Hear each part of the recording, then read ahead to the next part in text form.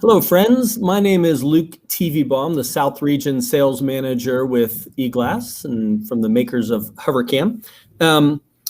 This is the Help Learning live stream. And as you know, each week we have a special guest on who is an expert in their field in education and technology and distance learning and blended learning, some or all of that. And we have another amazing guest this week with us, Will Stuart, and I'm going to introduce Will and have Will introduce himself in a minute. But I do want to remind you, participants, that you can sign up for notifications so that you don't ever miss one of these episodes. But we do rebroadcast them on your favorite social channels, so keep an eye out for those. Also, those of you tuning in live can post comments, and we will try to address some of those during this session. And even if you're watching a rebroadcast of this, still make your comments down below, and we will address those and answer your questions and address your comments as we go. So today we're talking about how to make math hybrid learning engaging in particular. And again, our guest is Will Stuart. Will is a math teacher at Helix Charter High School and a Noyce Teaching Fellow at San Diego State University and an eGlass user. And so we will get to that in a little bit. Welcome, Will. Hi, nice to meet you. Did I call you Matt a second ago? I don't think so. Okay, good. Okay, Will Stuart. So, Will, what's this past year looked like for you? Just kind of in general, as a teacher, as a parent, if you're Yes, I have a parent. I have a 2-year-old at home, and my wife and I are both teachers. So we were both teaching from home up until about a month ago. So that was kind of difficult. It took an adjustment. We live in a duplex, and luckily the one next door was vacant, and we were able to use that one as our classroom. So we were going back and forth, and so I think the hardest part is the line between work and home life was blurred. You know, you go back and forth between teaching and being a dad pretty quickly. So that was the personal challenge. I also teach some courses at San Diego State at night. So it was kind of like all day, on Zoom and on my iPad and running Desmos activities and stuff. So I really enjoy being back in person. It really helps. And I wasn't anticipating that. I was kind of thinking, I could do this online thing. It's not that bad, but I really like being back. It was partially in person. We are now. Okay. So you are running, what's your hybrid schedule, your setup looking like with your courses? Yeah. So what we do at Helix is Mondays and Wednesdays, I still teach on Zoom. Synchronously. So that's when we deliver instruction, and all students tune in from home on Zoom. On Tuesdays and Thursdays, we run like tutorial support. So the students come in and get help. And I sort of run that as like a hybrid. So I have this on for the students at home, but I also have this projecting on my screen for the students who are here. That's kind of the model when we're in now, and I think we've got like 5 weeks left in our school year. I don't know if we're going to be going back to every day, all live. Probably not, but right now all of the instruction is still on Zoom like this. And by this, I think you were pointing at eGlass. Yeah, I use this as my camera on my Zoom sessions. Gotcha. Yeah, cool. So you've talked a little bit about the fact that you've were remote and then hybrid. And so, of course, hybrid is this blend of remote and being back in the classroom at times. What were some of your biggest challenges about, what happened last March, 13 months ago now? Well, it was very sudden. So transitioning to all of the content is online and all of the content is available to students all the time. It was a very sudden transition. My school, our calendar got extremely lucky in that California was shut down the Friday that our 2-week spring break started. So we at least got a 2-week, figure it out before we go live again. And I'm also very lucky that at the school site I'm at, we work in highly coordinated teams. So as a team, we could kind of divvy up, okay, you're making the digital quizzes, you're making the digital homework. And it actually worked out pretty well, I thought, and has worked out pretty well. But I think the challenge the entire time has been engagement. What does engagement look like? If the students aren't attending the Zoom session or in person, are they still interacting with the material? How do I monitor that interaction? How do I see learning in this environment? And I think I was sort of apprehensive, and teachers are apprehensive. Well, they're just going to find the answers online. Like they can cheat on our tests now. And like that was what we were sort of concerned with. And what I've learned is I can really trust my students. Like the vast majority of them, yeah, they could go find answers online, but they're actually working pretty well. So I've been very impressed with my students and how much they've learned and how hard they've worked in this. That's awesome. So we are partial to eGlass, of course, as a part of as a key part of schools' engagement strategies moving forward. And you are a new eGlass user. What, you got yours about 2 weeks ago?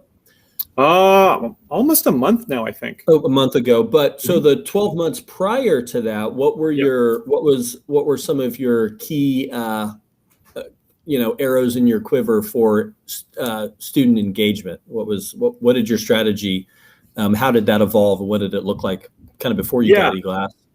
Yeah, we used a lot of tools at my school site. We're one-to-one, so students already all had Chromebooks. We're pretty uniform in how we use our learning management system, which is Canvas. So for assessment, we were building online quizzes in Canvas, which we had experience with, and we know how to share those among the teachers. So that was the assessment part. For instruction, I was using, at first I started using a whiteboard in my house with just a webcam. But the glare and everything and the resolution didn't really work out. So I've been teaching with in person. I've been using this for a few years now. I teach with an iPad, and I use an app called Explain Everything. And that allows me to write on the iPad. It worked well. I was actually using the Zoom whiteboard in the Zoom sessions. But I would kind of use a combination of Explain Everything and the Zoom whiteboard to not only do the live instruction, but I would also produce help videos, and we would link those help videos into the homework and onto like pages in our module for asynchronous support. And those help videos were like content tutorials that you were producing and posting? Yes, it was a combination of like summaries of the lesson, and then also like, here's me doing a specific problem. And then as a policy at our school, we record all of our Zoom sessions and post all previous Zoom sessions on our page in sort of this, we really synchronized very strictly in terms of all of our pages are set up the same way. All of our pre-recorded lessons are set up the same way, in the same place on the page. So, that's sort of what I use to deliver content. The key and the challenge I've found in hybrid learning is, well, how do I get the students doing math, not just watching me doing math? So I use tools like Desmos Activity Builder to have them engage with the math and see how they're doing. I use Pear Deck to make pages that they can write on that I can see. And what's that one called? Pear Deck, PEAR and then DECK. Okay. It's kind of a cool application. It takes a Google slide presentation and it turns it into something that the students can write on. So I can kind of put up math problems, say, graph this line, and then I can see what all of the students are doing. So it's just a way to make it. I don't want to make my hour Zoom sessions be just me doing math in front of you for an hour. I want to see you engaging with the math. And it's cool too, because I can display their answers. So we can talk about, what adjustment would we make to this problem, or what are the difference between these two answers. Gotcha.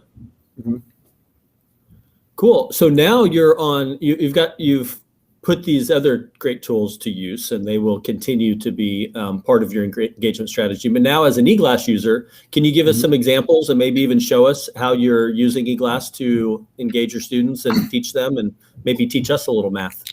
Oh, sure. Yeah. So I think the thing that eGlass has done that's been really helpful is it allows, if I were to, I sort of put this into two categories: the tangible stuff that kind of makes sense as to why it helps students, and then there's sort of the intangible, which is the interpersonal connection.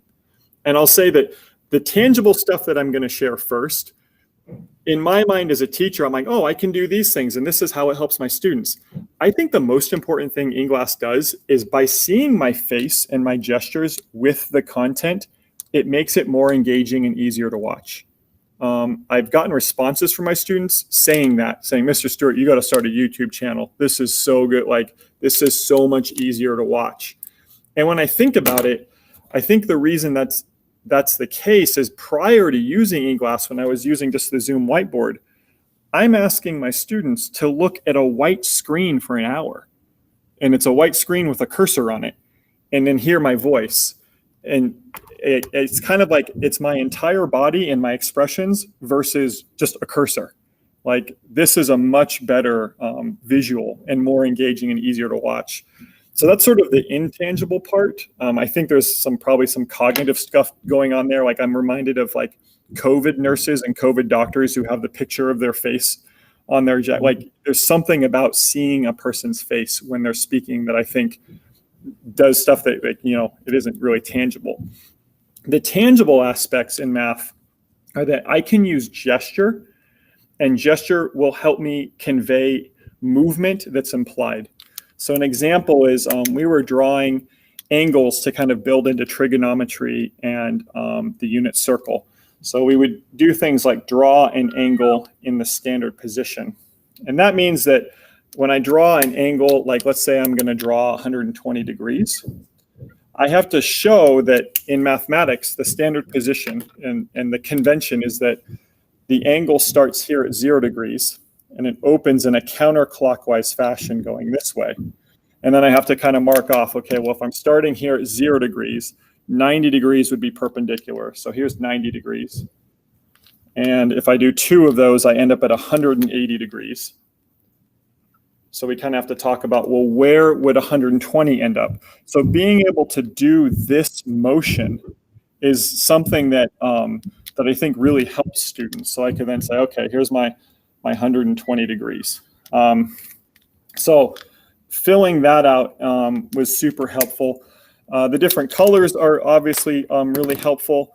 And then when I do this, we were also doing something called reference angles. So we find the angle between the terminal side and the x-axis, and then we draw, in this case, this would be like a 30, 60, 90 right triangle. I apologize for any math errors I make. Feel free to call them out. But we were then talking about the sides of the 30, 60, 90 right triangle. So I would have to kind of draw, okay, here's our standard 30, 60, 90 right triangle that we talked about before. My short leg has a length of 1. I could say it's a length of 1. My long leg would have a length of √3.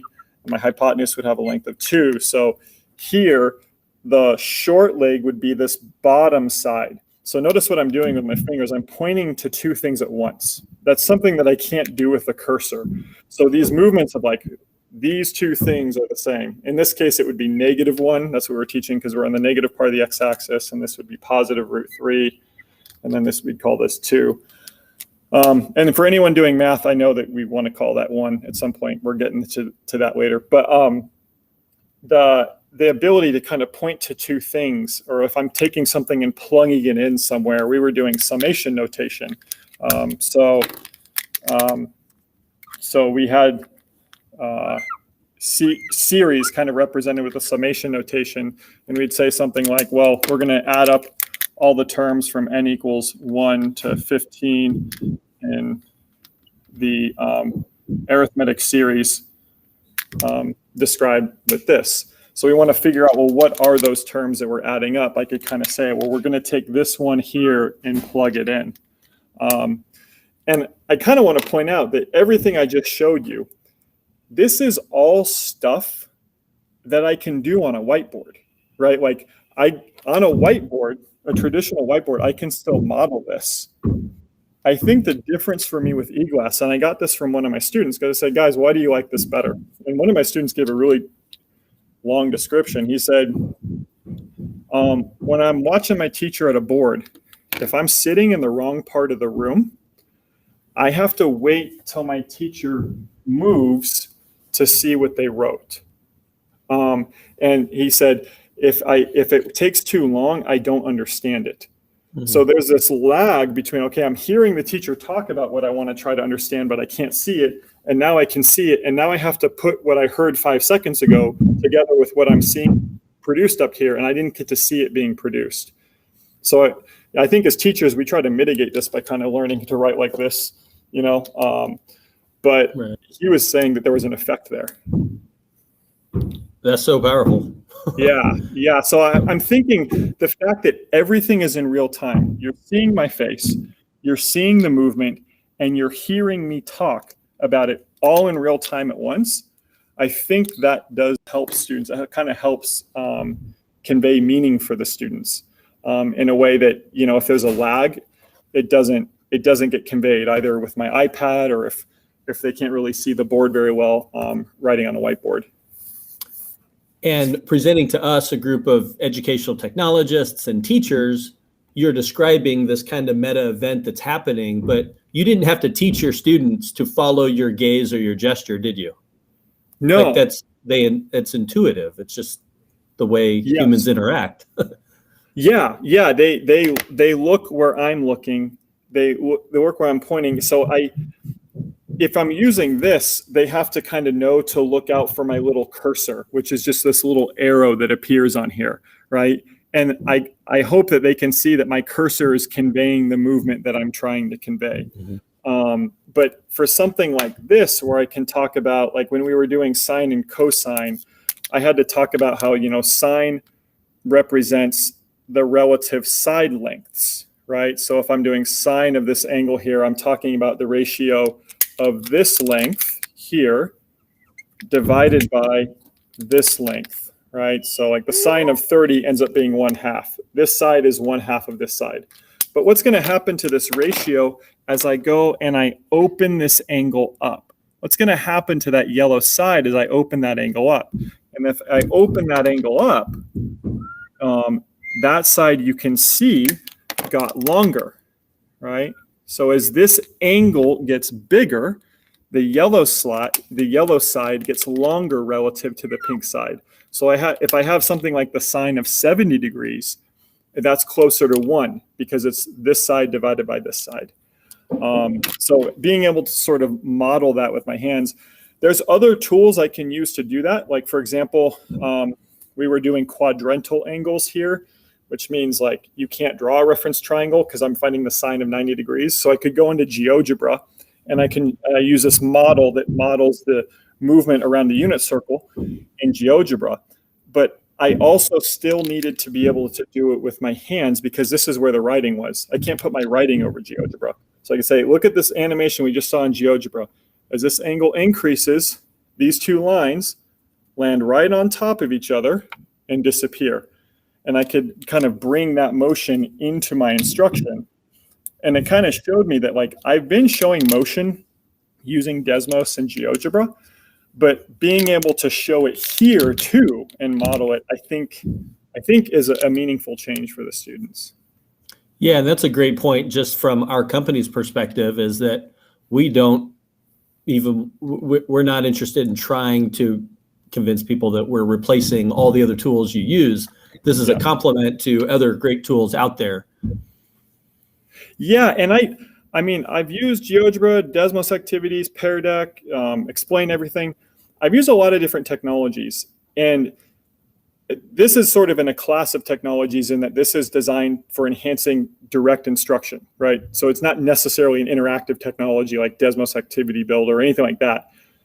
What I've found, though, is that this has sort of been the easiest technology to adapt because I didn't change anything.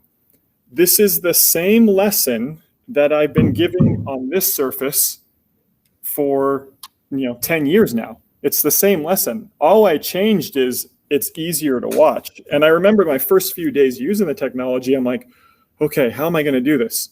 And after I made a couple of videos, I'm like, oh, all you have to do is make sure that your face isn't here where you're trying to show. That's pretty much it. Just make sure your face isn't there, and then you just give the same lesson you've been giving, and the technology makes it better. I didn't have to do anything to make it better. Well, that's great. Last question, I think. What's your best piece of advice for other math and science teachers out there struggling with distance learning and hybrid, the move from distance to hybrid, and then the eventual, some will transition to fully back face-to-face, and then other districts, other teachers will maintain a hybrid approach for a long time to come. What's your a couple pieces of advice you might have for teachers struggling right now? I've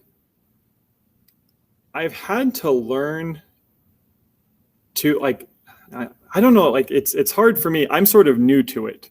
So I'm trying to think, like, where was I surprised? Where was I like, oh, that's not the way I thought it was? And the biggest surprise for me is, like, assume the best in your students, right? Like, some of my students are cheating, but the vast majority of them aren't.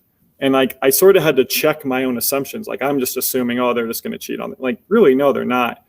I teach a course at San Diego State that goes over pedagogy and mathematics. And one of the lessons that we give every year in this class, because this was also online, the course I teach at San Diego State, one of the lessons we give is we have a student or a practicing teacher come in and give a lesson in Spanish.